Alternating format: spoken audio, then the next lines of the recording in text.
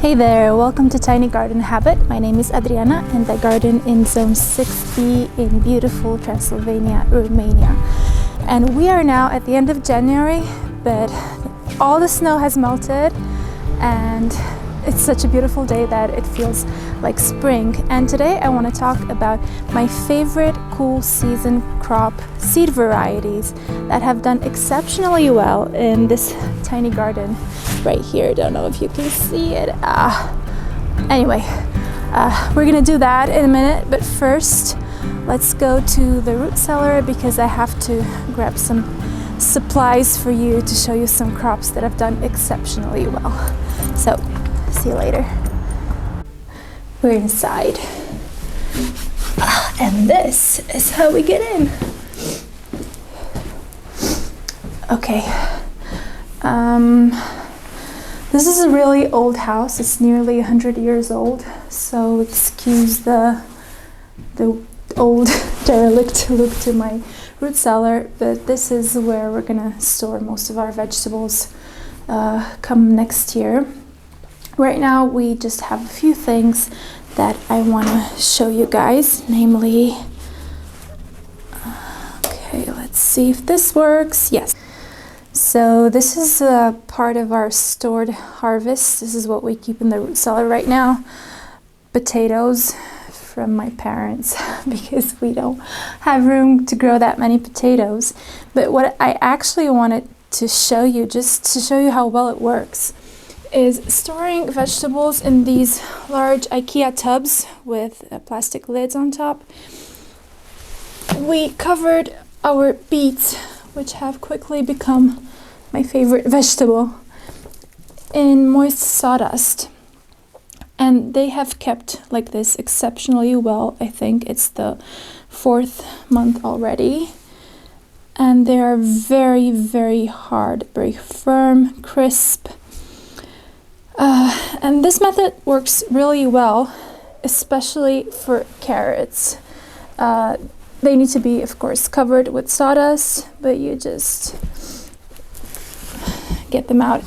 And these carrots, believe it or not, are 6 months old because my winter sowing didn't really work out. So we picked these in July, and they are still exceptionally fresh and firm.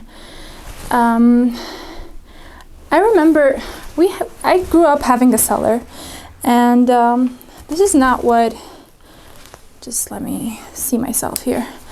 This is not something that I was used to in the winter time.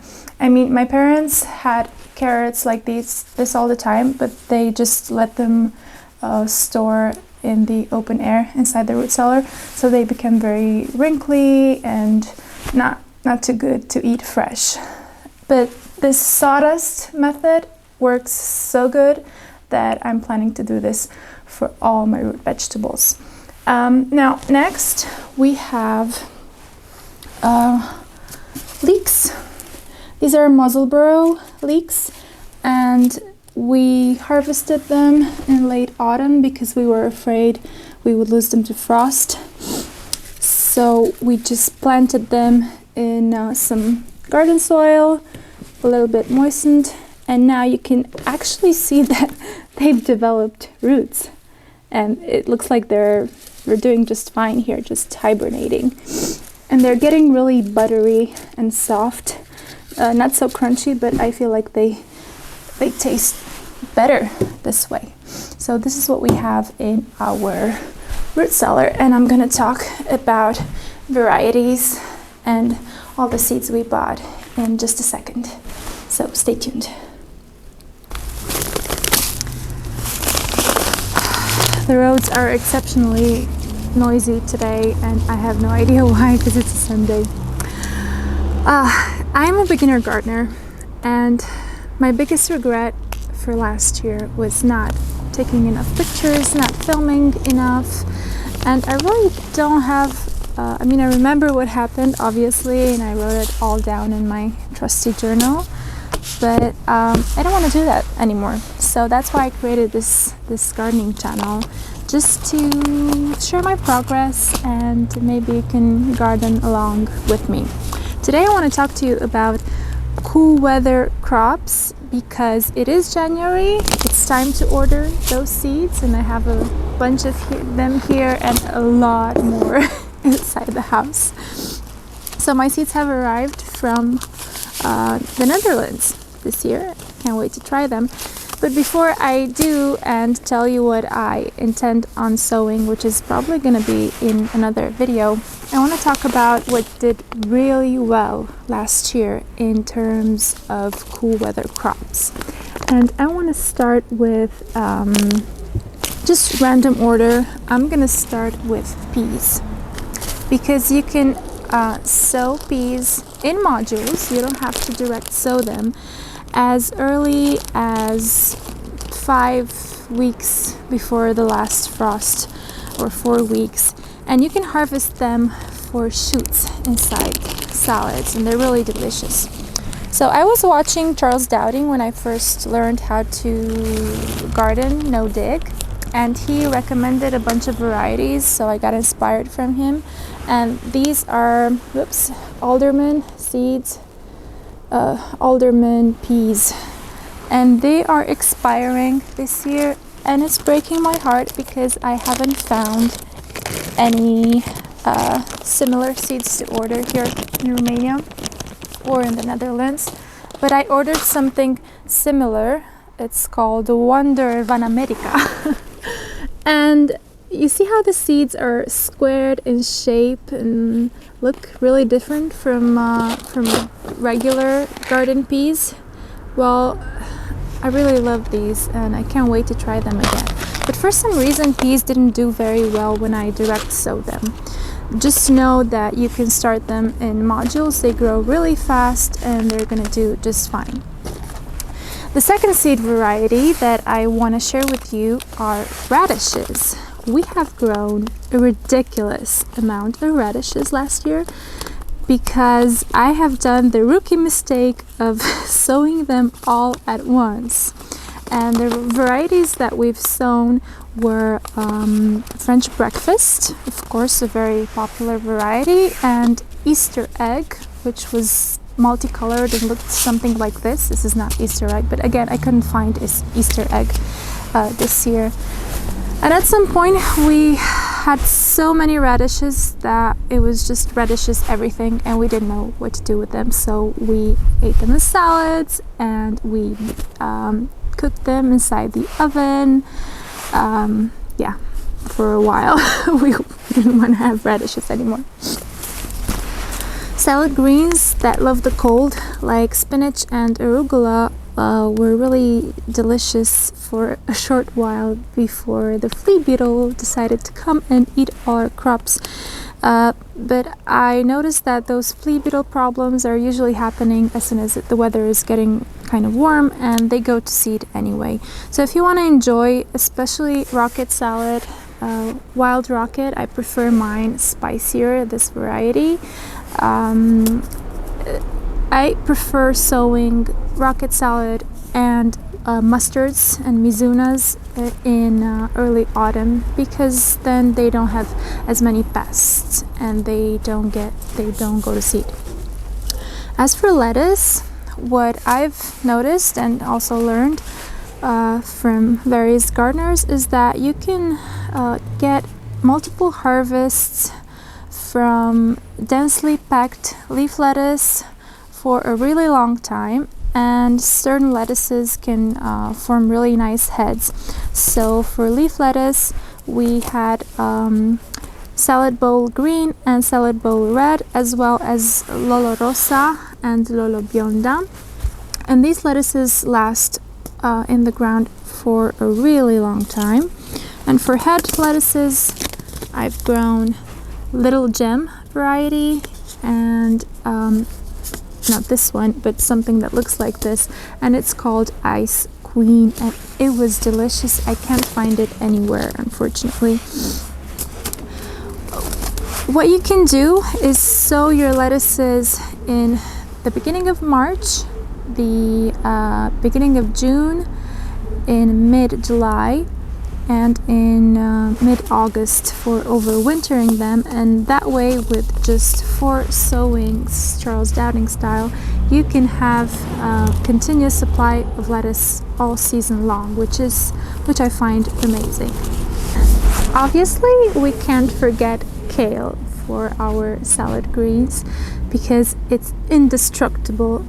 It looks like a dinosaur, and I think it is a dinosaur because nothing beats kale. And for this year we have the very popular variety of Nero di Toscana and Scarlet Red, and Nero di Toscana is still in the ground. We're overwintering it to see what happens in spring, and we're using it in stews and smoothies right now. And the last of the greens that I want to show you is obviously parsley, because we love our tabbouleh salad, and we put parsley in everything. And the best variety that I've found so far is Italian giant flat parsley. Okay, let's move on to more substantial crops like onions, because inside the root cellar I forgot to show you the onions that we've sown. And I found a variety that is called Stuttgart, and it forms bulbs, flat bulbs like this one. I grew onions both from seeds and from seed sets, and the yellow onions are Stuttgart, the red onions are called red amposta, but I don't have any to show you here. Another root crop that I can't show you right now because we ate it all in June is kohlrabi. And kohlrabi is an excellent vegetable that has a slightly nutty flavor, and few people know that you can use the leaves of kohlrabi for delicious recipes. For example, when we make cabbage rolls, we can substitute the leaves with all different kinds of leaves. And we used kohlrabi this summer for this, and some really epic rolls came out of that one. I decided to go with the purple Vienna variety because I wanted some color in my garden, and this alien looking vegetable was just the right thing for our tiny garden. Next up we have beetroot. Now beetroot are quickly becoming my favorite root crop. This is a variety called Detroit Dark Red, and I really recommend it. It's very hardy, very easy to grow. It doesn't have many pests that bother it. It doesn't require a lot of water. And what I forgot to mention about these root crops, about beetroot, radishes, onions, and leeks, is that I have multi-sown them. So inside one module, I placed about 4 to 6 seeds. I let them germinate. I thinned them to about 4 seedlings per module. And then I planted them in the ground at about 12 centimeters. I don't know how much that is in inches, about this much apart. And you would say that they crowd each other and that they don't grow, but look at this. And I've had one much larger than this. So Detroit Dark Red, a really good variety, and I'm hoping to try some other varieties this year or maybe next year, but right now I'm going with the sure thing, and that's Detroit Dark Red. As for carrots, I also went with Charles Dowding's recommendation for seed varieties, and these are Nantes 5 carrots and Berlicum. And I think the difference is in the tips, but I can't really tell if you can see. Apparently Berlicum is a winter carrot variety and Nantes is a summer carrot variety, but I didn't know that last year, so I sowed them in March and picked them in early July and store them in sawdust just like I showed you. And I want to snap one for you just to see how fresh it is. See? These are amazing. They're 6 months old carrots. They're absolutely incredible. So Nantes and Berlicum for you. And last but not least, we've grown the muzzle burr. I hope I'm saying this correctly. The muzzle burr leeks. But because I've multi-sown these, and there were a bunch of these, they didn't get to a very large size, and they were meant to be fall crops. So when the cold came, there was not a lot of sun outside, they didn't develop to a huge size that we often see. But they're fine. I mean, I love them. They're really tender and nice. And of course, I've sown a bunch of other seeds as well. We have so many varieties to try, but these are just a few things, classic things that I wanted to mention if you're just starting out. And of course, we've sown some garlic from our parents.